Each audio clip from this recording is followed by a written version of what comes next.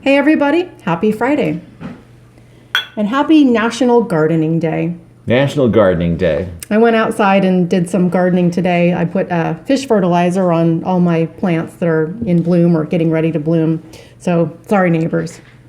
Well, the neighbors have had some guys working on the back of their house for the last, several days, and they're very loud about it. They're like smoking and stuff too. Other smoke is wafting over into our backyard. So I guess I'm not sorry to those neighbors, but I am sorry to the other neighbors about the fish fertilizer.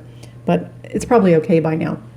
Okay, Yes. So National Gardening Day, and there's still some time to go out and do some gardening if you'd like to. There's still some daylight hours for gardening. Okay, so now We got a new camera app. a new camera app. Yeah, we have a new camera app. Oh yes, we do. Probably most people don't care about that, but we do because now our audio shouldn't be all out of sync or The layers of technology here are ridiculous. There's a lot going on here. Okay, so we are going to do. Let me turn this off. So we're going to do Market Minute. Are you ready? Market Minute, yeah. Okay, go. Okay, so the San Diego market snapshot for April 2023, we are looking at a 20% increase in new listings from February to March. We're looking at a 14% increase in pending sales, a 34% increase in closed sales. This is all from February to March of 2023. Minus 0.9% in the number of homes for sale, and a 5.8% increase in median price from February to March. Is this my only slide, or am I? Yeah, that's it. Oh, Hey, okay. talk about our listing. Yeah. So we have a new listing in Carmel Mountain Ranch that went under contract in only 3 days, and significantly over asking price, to the chagrin of the appraiser who I met yesterday, who seems to be giving me a little static, but hopefully everything will be okay. And that's what's happening in San Diego real estate right now. Good. Okay, we made it. Sort of. All right. So That's now a it's little time outside. That's a little outside my 1 minute thing. for. That was here. Let me turn off this timer. yes. Every once a month we have the monthly update, which is a little different. Now a palate cleansing cat video. Yeah. Now we're gonna watch 16 seconds of Buddy and Bella cleaning each other. Oh. They really enjoy this Yes, this little game that they play. Buddy usually ruins it by getting too aggressive, but Somebody bites somebody, and then there's some scrapping, and then they both run away. But it is pretty cute. oh, it's just looping now. Okay. So speaking of videos, this isn't that great of a video. Sorry, but I took this on my walk today, and it's the development going on in one of the spots in Carmel Mountain Ranch. Yes. Yes. And the people whose houses these are pissed. Yeah. So last time I walked by here, it was just like a golf course with a bunch of weeds, and now it's a hole in the ground with all kinds of earth-moving equipment and neighbors who are angry over the fence. They have graded it very quickly, and apparently the grading is shaking the ground, and the neighbors are convinced that this is destabilizing the hillside behind their house. I'm not sure that it's not. It's very disruptive to the community. We all knew it was coming, and here it's happening. All right, well, I'm going to stop this video because it's making me dizzy. But It's happening, and it's not a lot of fun for the people who live right behind here. And I have, in my capacity as the community planning board chairperson, I have interacted quite a bit with Lennar Homes and tried to get them to admit that this is very different from what they usually do. Usually they're building maybe behind some homes, but they are right up against people's backyards here, and I don't know. It's kind of ugly, but it won't be here forever. Just maybe the next 6 or 7 years. Well, speaking of earth moving and potholes and all this stuff, look at this fire truck in Escondido. Oh my goodness!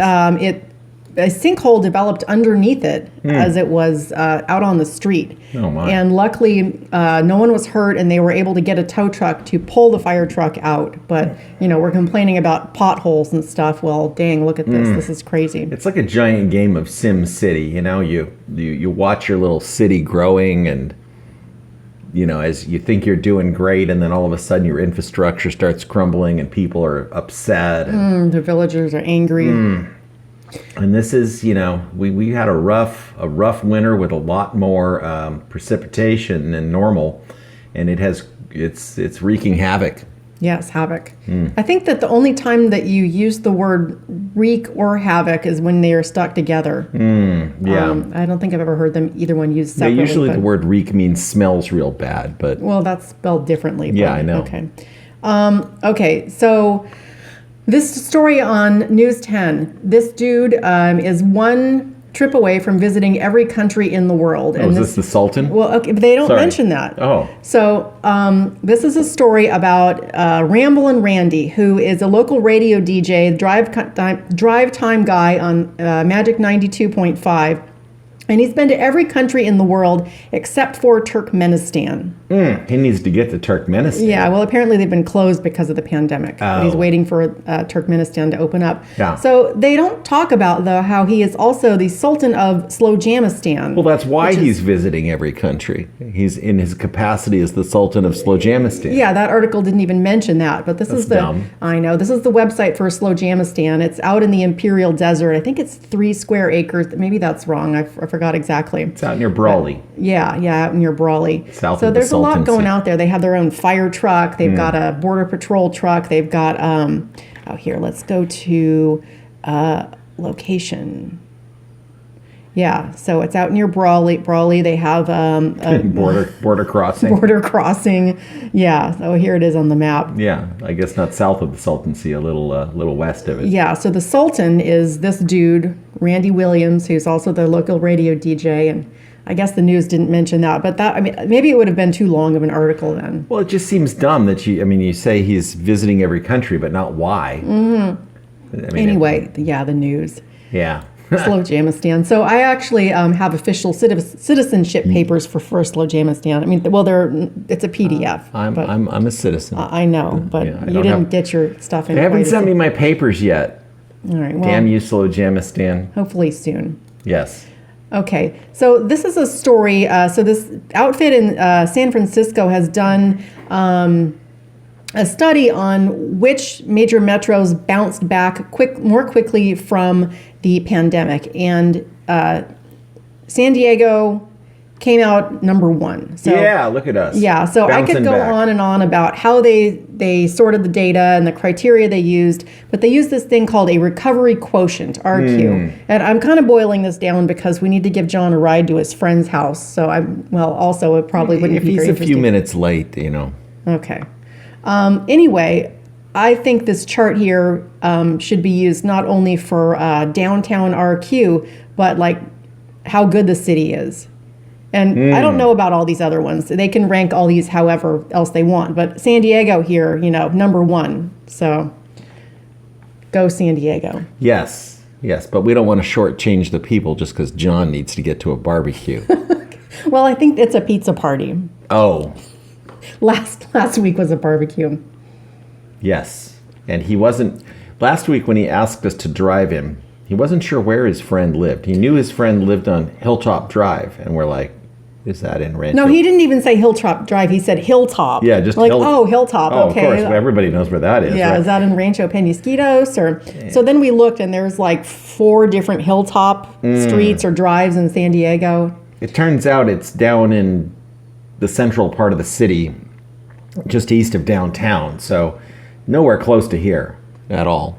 I asked him if his friend could possibly move to Hilltop near Rancho Penasquitos, and before the barbecue. Move near Hilltop Park. That'll be a lot easier to drop you off. That's a more convenient hilltop for us. But the friend was not able to secure a new dwelling and move in a week, which I guess is understandable. And now we're taking him back again for another. But he does have a ride home, so That's good. All right, so the world's most expensive grilled cheese sandwich just came out. Looks good. It does look good. So it's from a place in New York, and it's dubbed the world's most expensive sandwich by Guinness World Records. It costs $214. What? Yeah, I know. So this place is called Serendipity 3. Okay. It's in New York, famous for its opulent creations. So this is the quintessential grilled cheese sandwich. So you have to order it 48 hours in advance. It's on French Pullman champagne bread made with Dom Perignon champagne. Okay. And then it's covered in grass-fed white truffle butter before being filled with slices of, I don't know how to pronounce this. You tried to pronounce that. Casiovallo. Is it a hard C or a soft C? I don't even know. It could be Cavallo. Yeah. We're really butchering this. Yeah, it's some very fancy cheese apparently because it costs $200 and whatever dollars. So then the sandwich is toasted until golden, and the edges are gilded in 23 karat edible gold. Oh, please. But they serve it with a side of South African lobster tomato bisque. Okay, well. So this kind of sent me down a rabbit hole because I was curious about this cheese because I like cheese. Yeah, of so course. I tried to figure out what is this cheese. So I Googled it, and you can buy it from this cheese seller, Organic Farm Stand Cheese. Cavallo. I don't know how to pronounce this cheese. It's $52.95 for a pound. Okay. Okay, so it's made from milk from Podoliso. I don't know if I'm saying this right. Some kind of fancy cow. So then I figured, what kind of cow is that? So then I Googled the cow. Apparently, it's a very rare breed of cow. It comes from Italy. There it is. It's a good-looking cow. And then, okay, so it comes from this place in Italy. So then I was like, well, where is this cow from? Where is this place? And here it is right here. It's a small region, mostly mountainous. So they make this fancy grilled cheese from this cow that lives in this mountainous region of Italy. You know what I bet it tastes like? Cheese? Yeah. I mean, I'm sure it's delicious, but there's only so good cheese can be. Yeah, that wasn't even that big of a sandwich. Like, I would buy that $214 sandwich and then have to go to, In-N-Out Burger or somewhere else. I could make you a really, really good grilled cheese sandwich for $5. Would you charge me for the sandwich, or do you just make it for me? Well, I'm not going to charge you. Oh, okay. Well, maybe you should make me a grilled cheese sandwich tomorrow because now I'm hungry for grilled cheese. Well, I have to go to Trader Joe's and get some fancy cheese. Maybe I should go to... Eric needs to replicate this. Yeah, he's going to make me a grilled cheese sando. I'm gonna go to... I won't even go to Trader Joe's. That's too pedestrian. I'll go to... what are those? I'll go out to Forest Ranch to one of those fancy organic markets. Whole Foods or Jimbo's or... Yeah, get me some cheese from Jimbo's. I'll get the most expensive Italian cheese they have, and it's probably going to be, $14.99 a pound or something. Make sure it's from cows from a mountainous region of Italy.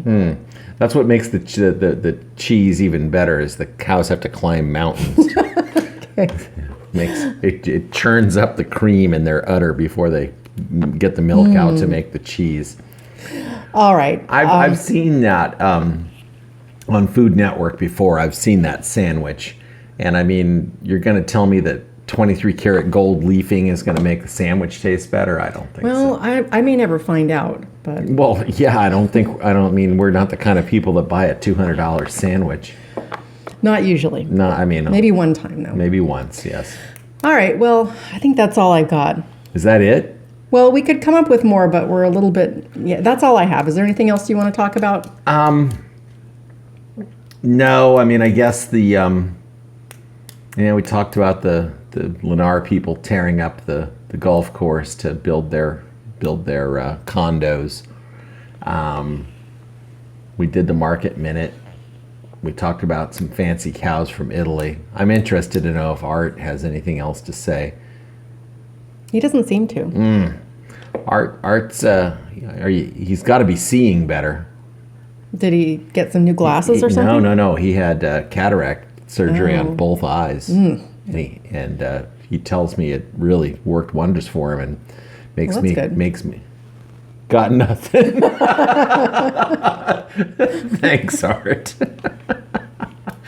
Anyway, he's got me thinking that I need to go to get my eyes. I go to the optometrist, but I need to go to like a real eye doctor. And you need to go to Ruben Yu at Scripps. Scripps RB, that's my guy. Because I wear these progressive glasses, and it's very frustrating. You have to look out the bottom to see up close. You have to look out the top to see far away. And then we can't film you outside because your glasses they get turn dark. We can't film me inside because there's glare from the ring light. Yeah, your eyes are really a gumming up our words here. I know. It makes me wonder, like, I guess do newscasters wear glasses? I think you can't be a newscaster if you have to wear glasses.